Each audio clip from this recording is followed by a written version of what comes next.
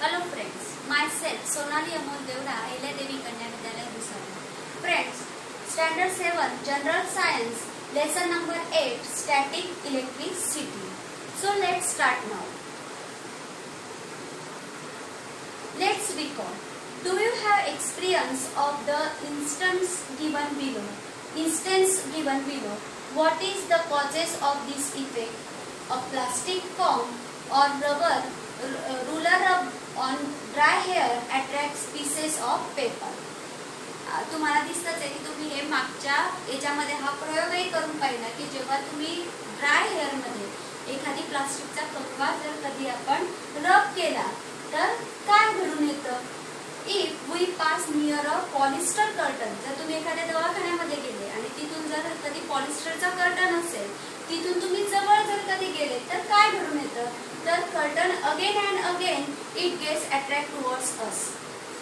If we rub a blanket with our hands and take it near a metal object, a spark is seen in the dark. Do you know of other such instances?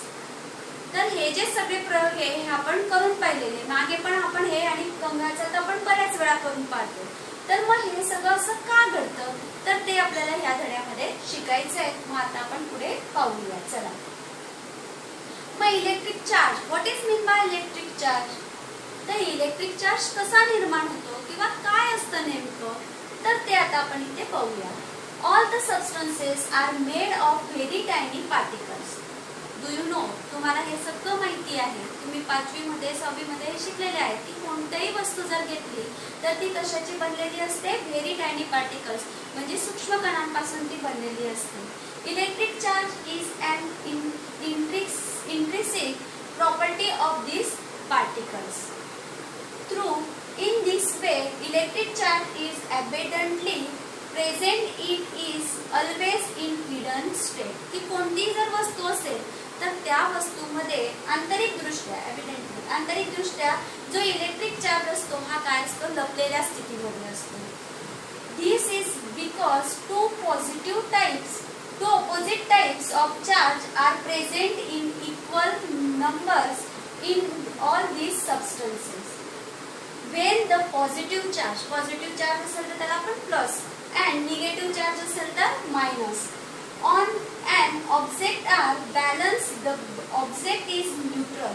जेव्हा एखादी वस्तू असते त्या वस्तूमध्ये positive charge आणि negative charge हे दोघी balance असेल, दोघी स्थिर असतील, दोघी सारखे असतील तर ती वस्तू कशी म्हटली जाते तर त्या वस्तूला न्यूट्रल असं म्हटलं जातं. ज्याला मराठीमध्ये आपण म्हणतो न्यूट्रल म्हणजे उदासीन, की ती वस्तू कशी आहे? उदासीन आहे. There is no net charge on the object. If these charges are not balanced, the object is said to be charged. जेव्हा एखाद्या वस्तूमध्ये बॅलन्स नसेल, चार्जचा विद्युत प्रवाह जो आहे त्याचा बॅलन्स जर कधी नसेल तर ती वस्तू प्रभारित होते.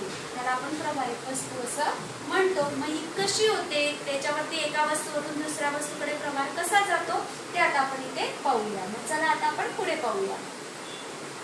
How would two charged objects interact with each other? आता इंटरॅक्ट कसे होतात एकमेकांकडे, ते कसे जातात ते आता पाहूया. आता पहा इथे काय सांगितलंय. रब one end of a glass rod against a silk cloth. हे तुम्ही करून पहा की एक सिल्कचा क्लॉथ घ्यायचा आहे, कापड घ्यायचं आहे आणि त्याच्यावरती ग्लास रॉड काय करायचं आहे? रब करायचं आहे म्हणजे घासायचं आहे. Due to rubbing, a small charge will get transferred from one object to other. आणि तेव्हा घासल्यानंतर एका पदार्थाकडून त्या ग्लास रॉड कडे काय होईल? जो चार्ज आहे तो ट्रान्सफर केला जाईल म्हणजे तिथे जाईल थोड्या प्रमाणामध्ये. As a result, both the objects will become somewhat charged. Suspended this rod freely in air with the help of thread. आणि मग काय करायचंय की असा जो चार्ज झालेला जो तो कांडी आहे किंवा ग्लास रॉड आहे ती ग्लास रॉड काय करायची? दोरा त्याला बांधून हवेमध्ये लटकती ठेवायची. आणि मग काय करायचंय?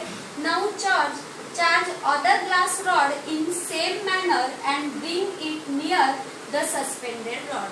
की परत दुसरी एक कांडी घ्यायची, तिला पण घासायचं आहे आणि दुसरी एक कांडी घ्यायची आणि ती काय करायची? जी असलेली कांडी आहे त्याच्याजवळ घेऊन जायचं आहे आणि पाहायचं आहे की व्हॉट डू यू सी, काय तुम्हाला दिसेल तिथे. The two rods push each other away. ते दोघी जे रॉड आहे म्हणजे जी तुम्ही टांगलेली कांडी आहे आणि जी दुसरी त्याच्याजवळ घेऊन गेले, तर ते दोघी काय करताय, एकमेकांपासून दूर जाताना तुम्हाला दिसेल. ती कांडी त्याला काय करेल, पुढे ढकलेल. मग असं का होतं तर ते आता समजून. How would two charged objects interact with each other? Now take a plastic rod. आता इथे काय करायचं, असा प्लास्टिकचा एक रॉड घ्यायचा आहे. Rub on one of its ends against a woolen cloth. आता हा जो प्लास्टिकचा रॉड आहे त्याला एका वूलन क्लॉथ वरती म्हणजे लोकरी वस्त्रावरती घासून घ्या आणि इथे काय होईल, प्रभार निर्माण होईल. Bring that thread near the suspended glass rod. ही जी आपली काचेची कांडी होती पहिलीची, त्याच्याजवळ काय केलं, आता आपण हा घेऊन गेले. तर घेऊन गेल्यानंतर काय होईल, आता ही जी कांडी होती ती रेशमी कपड्यावरती घासलेली होती, सिल्क क्लॉथ वरती, आणि ही कशावरती घासली, तुम्ही उलन वरती घासलेली आहे. दोघांमध्ये वेगवेगळ्या प्रकारचे चार्जेस निर्माण झाले आणि चार्जेस निर्माण झाल्यानंतर मग काय होईल, now what do you see, काय दिसेल तुम्हाला, the two rods are pulled towards each other. की हे दोघी जे रॉड्स आहेत ते पुल्स टुवर्ड्स इच अदर. तर हे तुम्हाला होताना दिसेल. आता आपण पुढे पाहूया. मग ही काही मॅजिक नाही की जादू केली आणि दोघे एका जवळ आले आणि नंतर दूर गेले, तर ही काही जादू वगैरे नाही. किंवा बऱ्याच वेळा तुम्ही तुमचे लहान भाऊ बहीण असतात तर त्यांना तुम्ही सांगतात की थांब मी तुला जादू करून दाखवतो. कंगवा किंवा पट्टी घेतात, ती घासतात आणि काय करतात, जे कागदाचे तुकडे आहे त्याच्याजवळ तुम्ही घेऊन जातात आणि ते काय होतात, त्या कागदाचे तुकडे त्या वस्तूकडे काय होतात, आकर्षले जातात. मग जेव्हा ते आकर्षले जातात तर बघ मी जादू केली, तर ही काही जादू नाहीये. ती का आकर्षली गेली, कारण त्या वस्तूकडे काय तयार झाला, इलेक्ट्रिक चार्ज तिथे निर्माण झाला. थोड्या काळापुरता तो इलेक्ट्रिक चार्ज निर्माण झाला, त्याच्यामुळे ती वस्तू तिथे अट्रॅक्शन गेली. आणि हेच आपल्याला इथे शिकायचं आहे की अट्रॅक्शन आणि रिपल्शन काय आहे. मग अट्रॅक्शन म्हणजे रॉड्स पुल टुवर्ड्स इच अदर. जेव्हा रॉड्स जे आहे ते पुल्स टुवर्ड्स इच अदर, आणि रिपल्शन म्हणजे rods push each other away. की जेव्हा रॉड्स जे आहे ते एकमेकांपासून जेव्हा दूर ढकलले जातील, जेव्हा दूर ढकलले जातील त्याला काय म्हटलं जाईल, रिपल्शन. आणि जेव्हा ते एकमेकांच्या जवळ येतील तर त्याला काय म्हटलं जाईल, अट्रॅक्शन. हे लक्षात ठेवा. अट्रॅक्ट करणे म्हणजे काय, आपल्याकडे ओढून घेणे, आकर्षले जाणे. जेव्हा एखादी वस्तू दुसऱ्या वस्तूला आपल्याकडे आकर्षून घेते त्याला म्हटलं जातं अट्रॅक्शन. आणि जेव्हा एखादी वस्तू दुसऱ्याला ढकलते, पुश इच अदर, जेव्हा ती ढकलेल तर त्याला काय म्हटलं जातं, रिपल्शन. मग अट्रॅक्शन आणि रिपल्शन काय आहे, इथे पहा. हे दोघे अट्रॅक्ट झाले, एकमेकांच्या जवळ आले, आणि हे दोघी काय होत आहे, एकमेकांपासून दूर जात आहे. म्हणजे it's attraction and it's repulsion. आणखीन पुढच्या चित्रावरून ते जास्त तुमच्या लक्षात येईल, तर ते तुम्हाला दाखवते. तर पुढचं चित्र पहा. आता इथे पहा, two rods carrying similar charge push each other away, this is called repulsion. आता इथे पहा, दोघी सेम आहे, दोघांमध्ये प्लस प्लस आहे, म्हणजे दोघांमध्ये सारखा चार्ज आला. जर सारखा चार्ज असेल तर ते एकमेकांपासून काय होत आहे, दूर ढकलले जात आहे. आता इथे पहा, इथे मायनस आहे आणि इथे प्लस आहे, तर ते एकमेकांकडे काय होत आहे, जवळ येत आहे. बरोबर. हे एकमेकांपासून दूर ढकलले जात आहे आणि हे एकमेकांच्या जवळ येत आहे. मग जेव्हा जवळ येत असेल तर त्याला काय म्हटलं जाईल, अट्रॅक्शन. आणि जेव्हा दूर ढकलले जात असेल तर त्याला काय म्हटलं जाईल, रिपल्शन. हे याच्यावरून तुमच्या लक्षात आलं असेल. मग आता आपण पुढे पाहूया. तर हे बेंजामिन फ्रँकलिन नावाचे शास्त्रज्ञ आहेत. The scientist Benjamin Franklin name the electric charges positive charge and negative charge. मग हे जे अणू असतात त्याच्यामधले जे चार्ज आहे, जसं आपण आता नाव दिलं की निगेटिव्ह चार्ज, पॉझिटिव्ह चार्ज, तर हे नाव कोणी दिलं, तर हे नाव देणारे जे शास्त्रज्ञ आहेत त्यांचं नाव आहे बेंजामिन फ्रँकलिन. तर विद्यार्थी मैत्रिणींनो, यांची खूप माहिती तुम्ही गुगलवरून सर्च करून तुमच्या वहीमध्ये लिहून काढायचं. हे तुमचा आजचा होमवर्क. आता आपण पुढे पाहूया. मग आता इथे पहा की what is the origin of an electric charge. All the substances are made up of particle. तुम्हाला सगळ्यांना माहिती, तुम्ही 5वी मध्ये महर्षी कणादांबद्दल माहिती पाहिली की महर्षी कणादांनी त्यावेळेस शोध लावला होता. त्यावेळेस त्यांनी सांगितलं होतं की प्रत्येक जो कण आहे, प्रत्येक जो पार्टिकल्स आहे तो कशापासून बनले, प्रत्येक जे सबस्टन्सेस आहे ते कशापासून बनलेलं असतं, पार्टिकल्स पासून बनलेलं असतं. आणि and these particles are ultimately made up of very tiny atoms. आणि याच्यामध्ये जो ॲटम आहे तो अति सूक्ष्म जे कण असतात त्या अतिसूक्ष्म कणांना आपण काय म्हणतो, ॲटम्स असं म्हणतो. जेव्हा महर्षी कणादांनी शोध लावला होता तर महर्षी कणादांनी त्याला पिलव नाव दिलं होतं.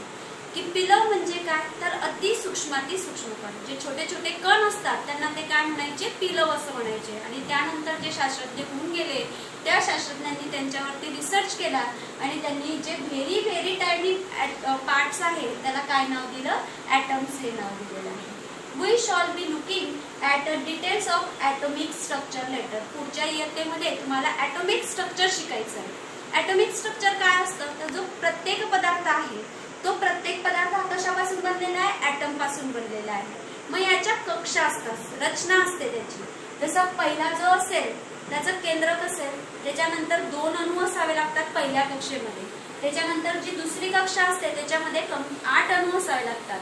ह्या 8 अणूंपैकी जर एखादी कमी किंवा जास्त असेल तर तो घेण्यासाठी दुसऱ्या अणूंकडे, म्हणजे दुसऱ्या ज्या वस्तू असेल त्यांच्याकडून तो चार्ज घेण्याचा प्रयत्न करतो. जे इलेक्ट्रॉन्स असतात ते इलेक्ट्रॉन्स ह्या बाहेरच्या कक्षेमध्ये फिरत असतात. इथे पण दाखवलंय पहा की हे जे आतल्या कक्षेमध्ये जे आहे ते पॉझिटिव्ह चार्ज आहे, ते फिरत नाही. आणि हे जे बाहेर तुम्हाला फिरताना दिसत आहे तर हे कोणत्या चार्ज मध्ये आहे, मायनस म्हणजे निगेटिव्ह चार्ज मध्ये आहे. जे निगेटिव्ह चार्ज असतात ते काय करत असतात, फिरत असतात. आणि पॉझिटिव्ह चार्ज कसं असतं, स्थिर असतं.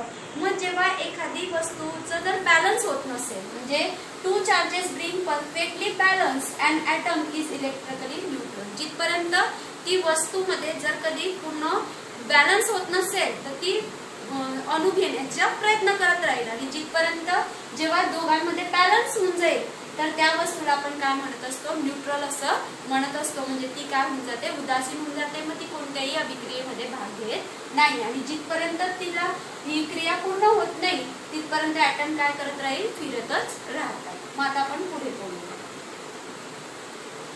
All objects are made up of atoms, which means that they are electrically neutral.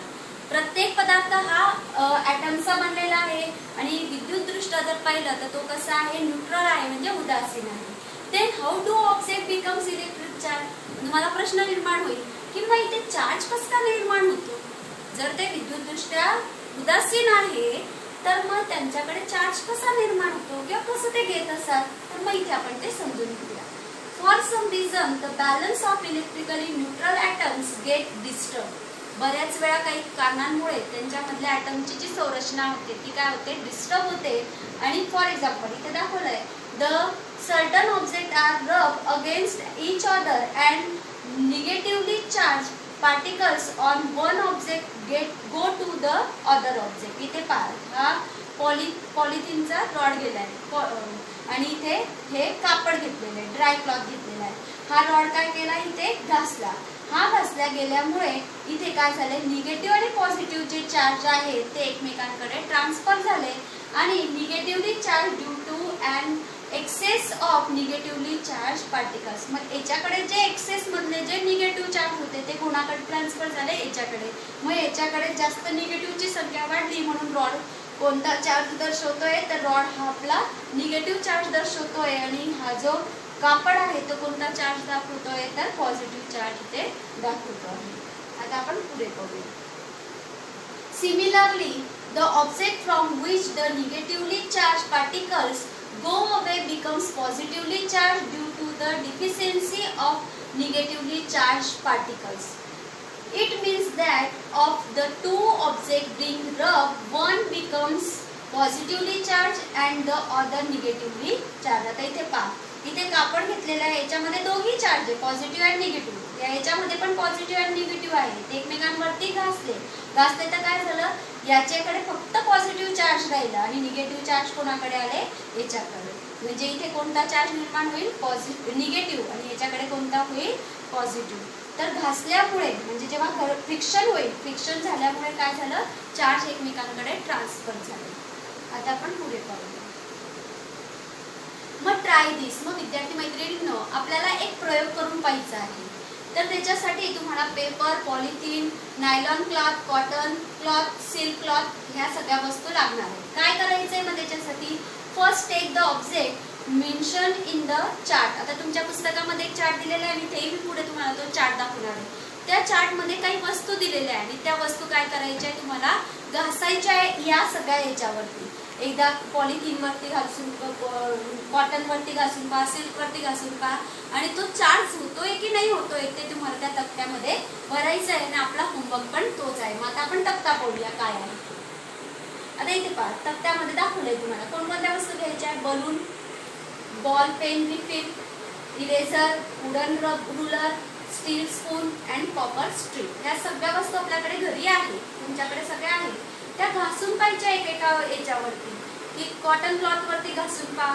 मग ते चार्ज होत आहे की नाही, त्याच्याकडे ही वस्तू आकर्षित जाते आहे किंवा नाही. जात असेल तर यस, जात नसेल तर नो. असा हा तक्ता काय करायचा आहे, तुम्हाला सगळा भरायचा आहे. Does the object gate charge. त्याच्यावरती जर कधी चार्ज झाला असेल तर यस, चार्ज झाला नाही तर नो. असा हा पूर्णच्या पूर्ण तक्ता तुम्हाला काय करायचा आहे, एक एक पदार्थ घेऊन त्याच्यावरती चार्ज निर्माण होतो आहे किंवा नाही होतो आहे हे तुम्हाला करून पाहायचं आहे. आणि हा तक्ता काय करायचा आहे, आपल्या वहीमध्ये सोडवायचा आहे. हा आजचा आपला घरचा अभ्यास आहे. हा तक्ता तुम्ही स्वतः करून पहा, म्हणजे तुम्हाला समजेल की चार्ज कसा निर्माण होतो. मग आता आपण पुढे पाहूया.